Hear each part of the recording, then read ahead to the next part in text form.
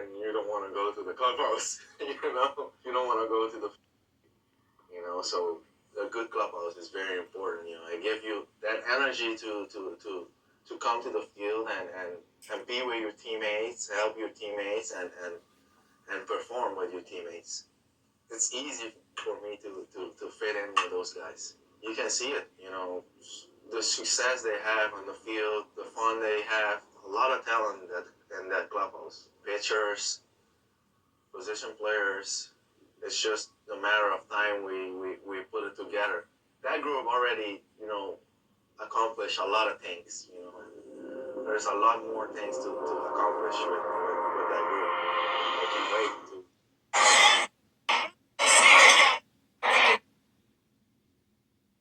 Rebounding, playmaking. I mean, he's really good at everything. So just having somebody, just as a competitor as I am in the backcourt with you, it's gonna be fun. I can't wait to start playing. He's good at everything, like defense, scoring, passing, really rebounding, playmaking. I mean, he's really good at everything. So just having somebody, just as a competitor as I am in the backcourt with you, it's gonna be fun. I can't wait to start playing. Yeah, he's definitely the biggest name on the market right now, Greeny, and there's a number of teams that have expressed interest in the Kings and trading for him by next Thursday. Now, I don't know if they're going to be able to put that together by then. The San Antonio Spurs are the team that everyone's watching because that is the team that apparently Fox wants to go to. He's got 1 year left on his contract, so if he goes to a team where he tends to sign, that's going to be something. But Stephon Castle is the key factor in that one. Because Castle is the key piece that you would want in that deal, and they love Castle there. Then you got Jimmy Butler. The saga continues. Greeny, I wish I had an update. There isn't one. The bottom line is this. Phoenix is the team that wants him the most. Phoenix is the place Butler wants to go, but they have two gigantic problems. Bradley Beal has a no-trade clause, and they don't have a home for Bradley Beal if the Heat won't take him. The Heat right now won't take him, so they've been searching 2, 3, 4, 5-team deals they've been trying to put together, trying to solve that problem. They haven't done it. They have 6 days to figure it out. Watch out for the Warriors if that comes apart. Also, Brandon Ingram is a guy who's been on the trade block for months. But with these last few days, and in addition to Zach LaVine's same case they've been on the trade deadline, I'm seeing a little bit of a warm-up out there in some talks involving these two players. Specifically, keep an eye on the Atlanta Hawks. They just lost their star wing, Jalen Johnson, for the season. They may start to get interested in making a move, especially for Brandon Ingram. Keep an eye on that. Okay, ATL Kool-Aid drinkers. Hey, I just had to give a little sound bite on a few things. I might be doing that, starting the show a little bit, But I want to say I just heard the news that Grady Jarrett is starting to be it's got released and everything. So it just was a matter of time. I had been saying we need to build that whole defensive line. This is the time to do it. We don't need to go get no free agents. We need to challenge the ownership and the coach and the management and your scout team on going out there to draft starters. This is the way you build a team. The point is, we be talking about we want to win, and I'm sure we do want to win. I'm sure the organization want to win, but sometimes certain organizations don't know how to do it. And the organizations that know how to do it, they repeats it all over again. And every time you give them 2 to 3 years, they cleans it up, they make the moves, they do what they have to do, they spotlight themselves, and they do what they need to do. They spend the money if they have to spend the money to go in to win a championship. They does it on both sides.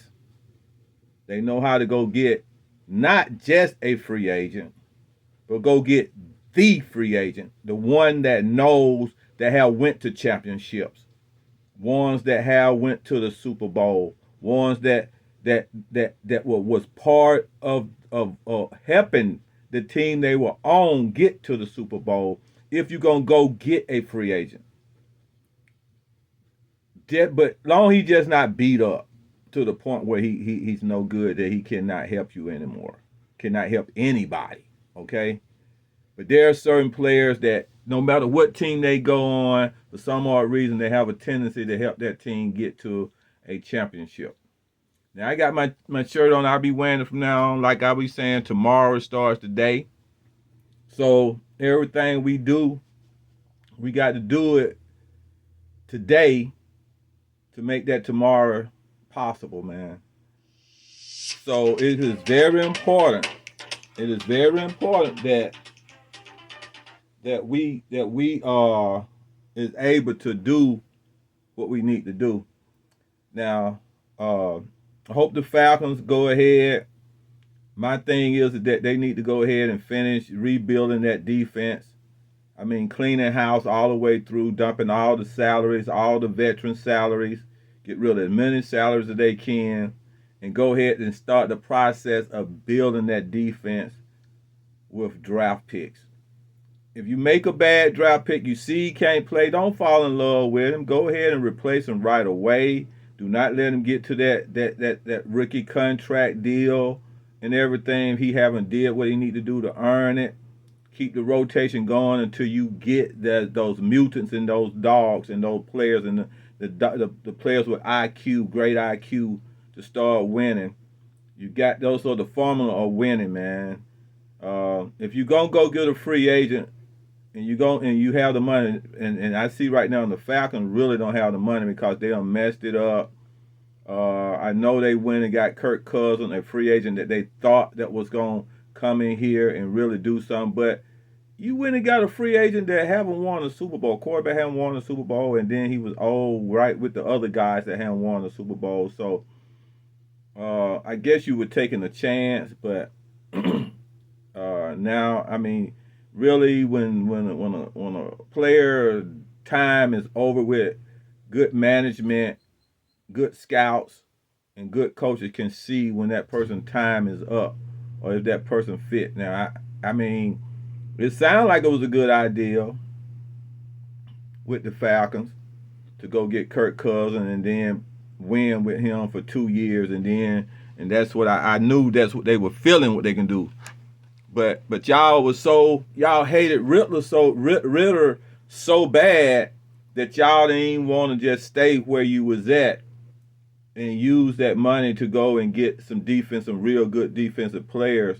I mean, put that money in your pocket and go scout some defensive players, man. I mean, like, really, just that's all you do. Put it in your pocket, save that money up just in case you might have some rookies and you might just need that one big time killer Super Bowl superstar defensive player or wide receiver to do what they need to do and do all those things. Okay, so I don't get it. In a sense, how the Falcons is doing things, and the Falcons and the Hawks doing the same thing. I mean, now what they're doing now is cleaning up mess. Bad financial decision mess. The Hawks is cleaning up the DJ Murray, DeJounte Murray mess. I mean, with the picks, and especially with the picks, when he gave up the picks, that's where we are messing up. That's where he messed up with that, and then he gave him the contract. The other thing is that in the Falcons, basically, you know, they had to make the decision whether to go offense or defense in the draft, and then now the Falcons are actually trying to clean up that mess with the tight end with Pitts. You should have never drafted Pitts, man. I still say today that you should have went on and drafted Justin Field as the backup quarterback. Let him sit behind Matt Ryan for a few years and let Matt Ryan go ahead and finish his tenure up and his contract up and go ahead and retire a Falcon and let Justin Field come behind him and win it and and then went on and built from there because that's how you do it. If you didn't want to get Justin Field as the quarterback, but you know you was sitting to get ready to get a quarterback, so you had to get a quarterback. Okay, now it came full circle. Now we feel like we got this quarterback with the quarterback we have now. So hopefully that's it with the Falcons. The Braves finna get ready to get going. You pretty much the management with the Braves does pretty good. They know how to go get decent free agents, and they know how to mix and match free agents and rookies together to make their team competitive. And from what I've seen so far, Pilar, the new guy, I think he came up from San Diego. I think he's gonna be a really good help. He's gonna be a lot of help. You know, I know they had to make some moves with getting rid of the catcher. But I feel good about them. They pretty good on the manager's pretty good on seeing talent and knowing what he's doing. I say if it weren't for injuries, the Braves would have been very competitive. They've been very competitive with another chance to get to another World Series if it weren't for injuries. And now I'm gonna go on to my Hawks. Now I know we saw Grady Jarrett got traded and everything, and I mean everybody been pushing for Trae Young to be traded, but Trae Young ain't no Grady, man. Trae Young is a lot better than Grady.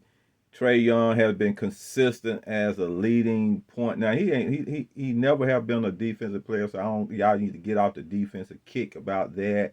Y'all need to go ahead and put a center that can be a board and in the paint defender around him that can be really good. You know, I mean, I think that Moji is starting to be somewhat of like that defender. He getting blocks that really look real good and stuff like that. But and you see, all we need is just with Trae Young is what they did with Curry. I mean, they went in and you know, put your boy over there with Curry, man. I mean, Curry need to win a championship. They went and got Kevin Durant, you know, and they ran off 2 championships. Then now they went and got, hey man, they went and got Jimmy Butler. I mean, they tried it with Schroeder, but at least they fishing. But hopefully with the Atlanta Hawks, we see Trae Young last game put up 36. He put up 30. He been averaging about 36, 30. You know, if he ain't doing that, if he don't have one of them bad shooting game, he putting up about 15 assists. All we need is that the ball continue to go in the basket. They'll be playing today against Philadelphia. With all that went down, with all the losing and all the you know, the movement and stuff. Wow, we in 7th place. I don't know if it's because the teams are just sorry. There's just a lot of competitiveness in the East right now. I mean, you go on the floor, you better come to play. If you don't come to play that day, I don't care how good you in the number 1 spot, number 2 spot, number 3 spot, a number 4 spot, you playing the number 10. You better come to play. There's a chance that if you're not ready to play against Toronto, you might get beat. If you ain't ready to play against Washington, you might get beat. So it must be just a lot of competitiveness. And so I was saying we wanted to win about 45, 47. I'm like, wow, if I was looking at that, man, we'd be at the top 1 and 2 the way it's going this year. If the Hawks just can get to their 37 that Vegas had put out there saying that the Hawks would do about 37 wins. If the Hawks can get to 37, man, they might end up in the 6th spot if they can get to 37. And it depends on if the others lose, though. But I'm just saying it's a chance, you know, if they go on a run. But they got about 18, 17 more games left. The last games end up in April. So this month and next month, the NBA be getting ready to go into the playoffs. So Well, hey, game today, and hopefully we win this one, and a couple of people lose. The Bucks got beat by Orlando. Bucks, I don't know. Y'all need to step it up sometime, bro. But I just want to say to the Atlanta fans, just hang in there. One day, tomorrow starts the day, and that tomorrow could come. I think we're starting to learn how to win, learn how to do things. Y'all just have to be patient. With the Falcons, they have to put their stuff together. Hope the Braves stay healthy so they can be competitive. And all the way to the World Series. Uh, Hope the management and the coach get those defensive linemen that they need and the linebackers that they need to make that defense a whole lot better to go along with the offense that we have. And I just hope that the offensive coordinator learn from last year, and go from there. And I know there's a whole lot of stuff going on with Kirk Cousins, and I just hope that we made a bad financial decision with him, so we are going to be locked in with him this year. It shouldn't be no problem having him on the bench. Let him go ahead and work out that contract, that 2-year contract, because he's trying to pull games on, trying to push us to release him so he can walk away with that money and go get more money. Don't fall for that. Let him go ahead and sit on the bench and watch. I don't care how much he pout. You know what I'm saying? You might need to get you a third quarterback. Oh no, you might go get you a cheap third string quarterback, bro. But hopefully, man. Hopefully he won't be that bad, man. That if something go down and we need him to play, he'll go on out there and play. But that's what happens when you try to think too far ahead. Sometimes, like in the chess game, you think too far ahead. You ain't just right there in the moment, and you try to think his move and your move and all that kind of stuff. And sometimes it's the wrong move. So they were thinking too far ahead. I don't think they analyzed Kirk Cousins enough. I'm not an analyst. I don't get a chance to be that close to the players, to be able to go sit down, talk to the players, smell the players, get an idea what the player mannerism is, and look at their resume. So, but our manager should have looked at it and should have made a better decision on the Kirk Cousins thing. I still think he should have kept Ritter and gone and and went through the motions and got your other backup quarterback going, because you already had that would have been money in your pocket, and you just never know what could have happened. So Ritter did bad and he did good. He had some good moments and some bad moments. Not even. I mean, he was okay.